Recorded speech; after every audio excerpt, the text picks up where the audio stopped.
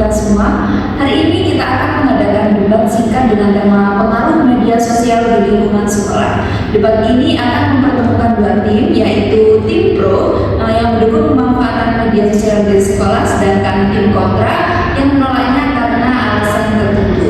Mari kita simak pendapat dari masing-masing tim. Kita mulai dari tim pro. Silakan pembicara pro 1. Media sosial ini menjadi sarana belajar yang mudah diakses. Siswa bisa berdiskusi, berbagi materi, dan membentuk komunitas belajar tanpa terhalang jarak dan waktu. Ini sangat membantu proses pembelajaran modern. Nah, media sosial saat ini telah berkembang menjadi sarana belajar yang mudah diakses oleh siapa saja termasuk siswa. Melalui platform media sosial, siswa dapat berdiskusi secara aktif, berbagi materi pelajaran, serta membentuk komunitas belajar yang mendukung satu sama lain. Kemudian akses ini membuat proses pembelajaran tidak lagi terbatas oleh jarak dan waktu, karena siswa dapat belajar kapan saja dan di mana saja. Pemanfaatan media sosial seperti ini sangat relevan dengan perkembangan teknologi dan kemudahan pendidikan modern, yang menekankan pembelajaran aktif, kolaboratif, dan fleksibel. Dengan demikian, media sosial dapat menjadi pendukung yang efektif dalam menciptakan proses belajar yang lebih dinamis dan terbuka. Terima kasih. Selanjutnya pembicara pro 2. Selain itu, media sosial sebenarnya tidak hanya berdampak negatif, justru bagi siswa yang pemalu, media sosial bisa menjadi tempat mereka berlatih berbicara dan menyampaikan pendapat tanpa rasa takut. Di ruang komentar atau forum online, mereka merasa lebih nyaman sehingga perlahan muncul keberanian untuk mengutarakan ide. Selain itu, media sosial juga membuka peluang pertemanan yang lebih luas. Mereka bisa bertemu teman baru, berdiskusi, dan saling berbagi materi pelajaran. Jadi, media sosial bukan hanya hiburan, tetapi juga bisa menjadi jaringan belajar yang bermanfaat. Terima kasih. Sekarang kita dengarkan pendapat dari tim kontra. Baik, terima kasih kepada moderator.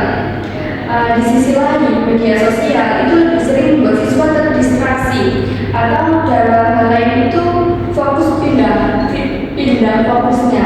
Jadi siswa itu lebih fokus ke hal lain. Jadi mereka itu tidak belajar, tapi mereka contohnya seperti saat sedang belajar, mereka ada notif, tapi mereka lebih memilih membuka notif seperti ada notif di TikTok. Mereka membuka dan meninggalkan pembelajaran tersebut. Jadi kita dari tim kontra menolak untuk tema pengaruh media sosial di lingkungan sekolah tersebut untuk media pembelajaran. Media sosial juga berpotensi menyebabkan kecanduan. Siswa sering gelisah jika tidak membuka media sosial, sehingga mengganggu fokus belajar, istirahat, bahkan kesehatan mental. Terima kasih. Kita masuk ke sesi tanggapan. Silakan pembicara pro 1 menanggapi. Kecanduan bisa diminimalisasi dengan aturan dan pengawasan. Jika digunakan dengan bijak, media sosial dapat menjadi alat belajar yang sangat bermanfaat. Baiklah, saya akan menanggapi dari tim pro. Namun, aturan di lapangan seperti tidak berjalan, dampak negatif seperti distraksi dan kecanduan justru lebih sering terjadi daripada manfaatnya. Gitu. Terima kasih. Selanjutnya bicara pro 2 menanggapi kembali. Solusinya adalah dengan literasi digital, yaitu mengajarkan siswa mengelola waktu, etika, dan penggunaan media sosial secara tepat. Meski ada edukasi, siswa tetap mudah terdistraksi. Karena itu, media sosial sebaiknya dibatasi di sekolah. Terima kasih kepada argumen tim pro dan juga tim kontra atas tanggapannya. Dari debat hari ini kita belajar bahwa media sosial memiliki dua sisi, yakni bisa menjadi alat pembelajaran yang efektif, tetapi juga membawa resiko jika tidak digunakan dengan bijak. Tugas kita adalah menemukan cara agar media sosial itu menjadi sarana positif, bukan penghambat. Sampai jumpa di debat selanjutnya. Wassalamualaikum warahmatullahi wabarakatuh.